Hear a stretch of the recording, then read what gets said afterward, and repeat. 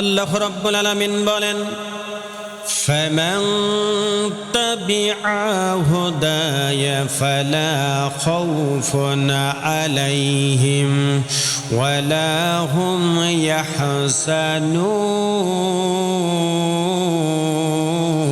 জোরে বলেন আল্লাহু আকবার। আল্লাহ পাক বলেন, আমার কোরআনের আইন, আমার কোরআনের শাসন যারা মেনে চলবে তাহাদের জন্য কোনো ভয় নেই এবং তাহাদের জন্য কোনো চিন্তা নেই।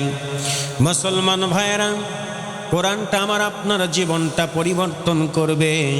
যেই কোরআন দিয়ে আমরা যদি জীবন ব্যবস্থা চালাই, যেই কোরআন দিয়ে আমরা যদি আহাল পরিবার চালাই, আল্লাহ পাকের খাস রহমত আমাদের উপর বর্ষিত হবে।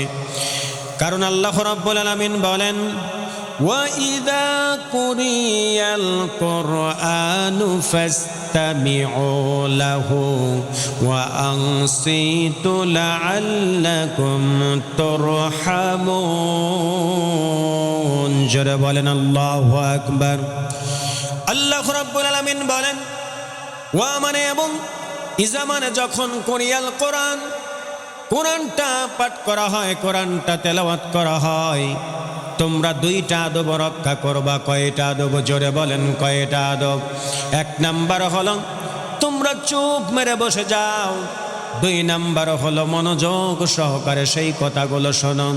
যদি দুইটা আদব রক্ষা করতে পারো, আল্লাহ রাব্বুল আলামিন বলছেন, লাআল্লাকুম তুরহামুন। জোরে বলেন আল্লাহু আকবার। আমি আল্লাহর পক্ষ থেকে তোমাদের উপর রহমত বর্ষিত হবে। মুসলমান ভাইরা, এই জন্য আমরা অনেক মানুষ আছি, আমাদের আহাল পরিবারের ভিতরে আমরা অনেক কাজকর্ম করি, কিন্তু সংসারে উন্নতি হয় না, বরকত হয় না। মুসলমান ভাইরা রে, আপনারা যদি প্রত্যেক দিন সকালবেলা উঠে ফজরের নামাজ আদায় করে এবার সকালবেলা ঘর থেকে আল্লাহর কোরআন শরীফ যদি তেলাওয়াত করতে পারেন, আল্লাহ পাক বললেন, ও আমার গোলামেরা, কোরআন শরীফ তেলাওয়াত করেন। তোমরা যখন কাজকর্ম শুরু করবা আর বিসমিল্লাহির রহমানির রহিম এই দোয়াটা পড়ে যখন কাজকর্ম শুরু করবা, আমি আল্লাহ রাব্বুল আলামিন তোমাদের কাজের মধ্যে আমি আল্লাহ তাআলা বরকত দিব। কোরআন দিয়ে যখন তোমরা সকালবেলা ঘর থেকে কোরআনের তেলাওয়াত শুরু হয়েছে, আমি আল্লাহ তাআলার রহমত বর্ষিত হবে, আমি আল্লাহ তাআলার বরকত তোমাদের উপর বর্ষিত হবে। আর যখন তোমরা এই কোরআনুল কারীম 5 ওয়াক্ত নামাজ পড়বা, এবার যখন রাত্রিবেলা খাওয়া দাওয়া শেষ হলো, ইশারের নামাজ হয়ে গেল, ইশারের নামাজ পড়ার পর তোমরা যখন ঘুমের ঘরে ঘুমাইতে যাবা, আল্লাহর নবী বলে ওই সময়ে তোমরা কোরআন শরীফ তেলাওয়াত করবা। যদি কোরআন শরীফটা তেলাওয়াত করতে না পারো, হয়তো আল্লাহ পাক 114টি সূরার মধ্যে একটি সূরা, সবচাইতে ছোট্ট একটি সূরা, তার নাম হলো সূরাতুল ইখলাস। আমাদের সকলের কিন্তু এটা পড়ায় মুখস্থ আছে, ঠোঁটস্থ আছে। আল্লাহর নবী বলেন, যদি কোন আল্লাহর গোলাম সূরাতুল ইখলাস যদি এবার ঘুমানোর পূর্ব মুহূর্তে একটা বার তেলাওয়াত করে, আল্লাহর নবী বলেন, আল্লাহর নবী বলেছেন 10 পারা কোরআন খতমের সওয়াব তার আমলনামায় লেখা হয়ে যায়। মুসলমান ভাইরা, নবীজি বললেন, সূরাতুল ফালাক তেলাওয়াত করবা একবার, সূরাতুন নাস একবার তেলাওয়াত করবা।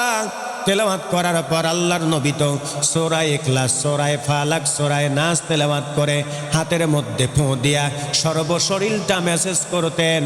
আমার ভাইয়েরা, আমরাও যদি এই নবীর সুন্নাতটা মানি, তাহলে ঘুমন্ত অবস্থায় যদি আমার আপনার মরণটা হয়ে যায়, আল্লাহর নবী বলে তোমাদের মরণটা হবে হলো শহীদের মরণ।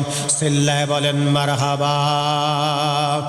এই ঘুমন্ত অবস্থায় আল্লাহ পাকের রহমতি 70,000 ফেরেশতা পাহারা দিবে। এমন তো অবস্থায় আমরা মারা গেলে মরণটা হবে শহীদে মরণ। এই জন্য বলেন তো দেখে, কোরআনটা পড়ার দরকার আছে না নাই? যদি কোরআনটা না পড়তে জানি, আপনার আহাল পরিবারে যারা পড়তে জানে তাদেরকে বলেন, বৌমা তুমি কোরআন তেলাওয়াত করো, আমি একটু কোরআন শুনি। নিজের মেয়েকে বলেন, একটু কোরআন তেলাওয়াত করো, কোরআন শুনি।